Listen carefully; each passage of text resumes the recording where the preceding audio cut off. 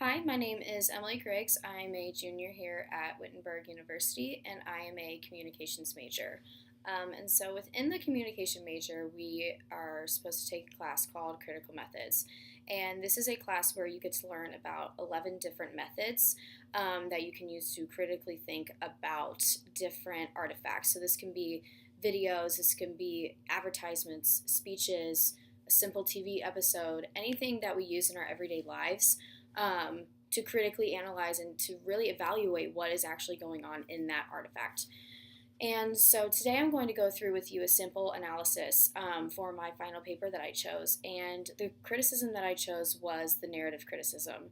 And with that, I'm going to be choosing the artifact, an episode from One Tree Hill. And the title is called With Tired Eyes, Tired Minds, and Tired Souls, We Slept.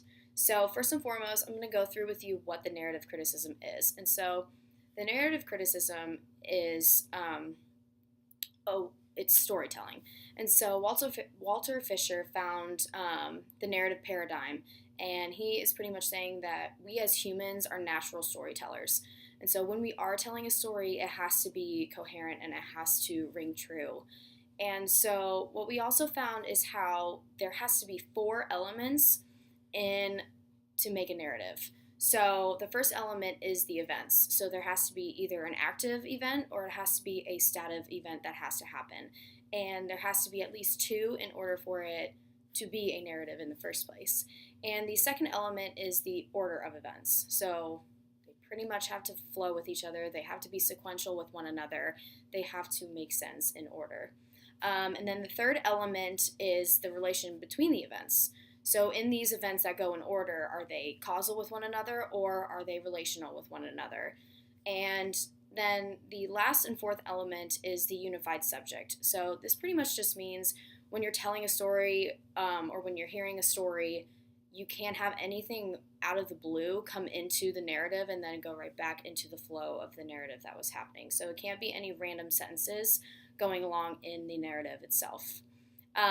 And so, what you do to analyze this, you find the objective of the narrative, and then when you find that objective, you go through these different features in a narrative. So, this can be the setting, this can be the characters, this can be the theme, the different types of events, the objective, everything. And so, I'm going to go through with you first before I do the analysis as to what my artifact is. And so, like I said before, this is a One Tree Hill episode, and this episode was in season 3, episode 16. And what happened was a high school student brought a gun into the high school and opened fire. And so the school went on lockdown, and we follow about 4 different narratives within this 45-minute episode as to what they are doing, how they are feeling, and what is going on within the school. We see how some kids are coping with it and how to kind of deviate the whole thing.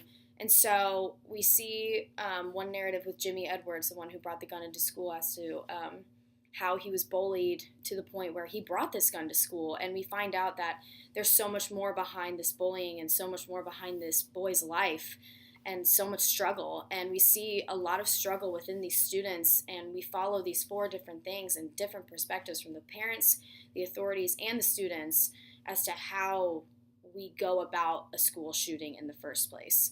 And so by the end of this episode, we see that Jimmy cannot deal with all this pain and all this hurt and all this bullying, and he is tired of it. And so with all the convincing that one character tried to do, he eventually shot himself in the chest and killed himself. And so with that, I found, while analyzing this episode using narrative criticism, that the objective was to portray what a school shooting would be like in a situation like this. So then I went through the features and I found 2 different features that were significant to the story. And the first was the event. And the event was essentially the school shooting and everything surrounding it. And I found that if we were to eliminate and not make this event as important as it is in this narrative, it wouldn't be portrayed in this way and it wouldn't be interpreted by the audience in this sort of manner. And so then I went through and I found another important feature of the story, which is the characters. They go into each of these characters' lives and make them portray how they are dealing with it and how they are coping with it. And if we eliminate that as well, there wouldn't be a true narrative. It would just be the event itself. There wouldn't be the major kernels, there wouldn't be the satellites, and the kernel is the event, which is the school shooting, and all those satellites, all those different narratives, all those different perspectives of this episode, the satellites, we wouldn't be able to understand what is actually happening in this episode and how to deal with it and how to portray this episode. And so, what I gathered from all of this is that I realized that there's not a lot of other portrayals of school shootings anywhere else. I haven't seen any movies, I haven't seen other things, and I'm wondering, why isn't this being broadcasted just the way that they did it? Why did they choose this to portray in this TV series? And so I think that's something that we really need to think about, and I don't think I would have realized that if I did not use the narrative criticism and picked this artifact and did this analysis with all of this. And I think being a critical thinker allows me to analyze just like this and any other artifact in a way that I have such a better understanding. I can find those hidden gems, I can find those underlying messages with critical thinking and using these 11 different criticisms that we use in our everyday life.